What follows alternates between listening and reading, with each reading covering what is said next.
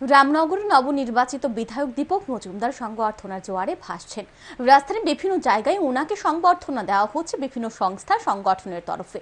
শুক্রবার রামনগরের বিধায়ক দীপক মজুমদারকে সংবর্ধনা দেওয়া হয় রিয়াদুল জান্নাহ জামে মসজিদ কমিটি। রামনগর ৪ নম্বর রোডের শেষ প্রান্তে হয় অনুষ্ঠানে বিধায়ক তথা পুর নিগমের মেয়র দীপক মজুমদার ছাড়া উপস্থিত ছিলেন পুর নিগমের কর্পোরেটর নিবাস দাস, রিয়াদুল জান্নাহ জামে মসজিদ কমিটির ইমাম আব্দুল রহিম সহ অন্যান্যরা। আলোচনা করতে গিয়ে মেয়র দীপক মজুমদার বলেন, বিজেপি সরকার আসার পরে সমস্ত মন্দির, মসজিদ, গির্জার উন্নয়নের কাজ করার চেষ্টা করা হচ্ছে। আগামী দিনেও এই কাজ অব্যাহত থাকবে। তিনি বলেন, যে সমস্যাগুলি করা হয়নি সেগুলি করা হবে।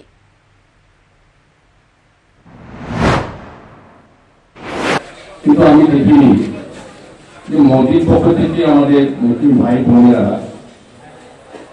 নির্বাচিত বিধায়ককে বা নির্বাচিত প্রতিনিধিকে সাদরে গ্রহণ করা, এটা প্রথম। আমার জীবনে বলবো যে এটা একটা বড় প্রাপ্তি। আপনাদের দোয়া তো নির্বাচন পেয়েছি, পরবর্তী সময় আপনারা আমাদের দোয়া করছেন। এটা একটা রাজনৈতিক জীবনে বলুন বা সামাজিক ক্ষেত্রে বলুন, এটা একটা বিশেষ অবদান বা গুরুত্বকে আপনারা সম্মান করেছেন।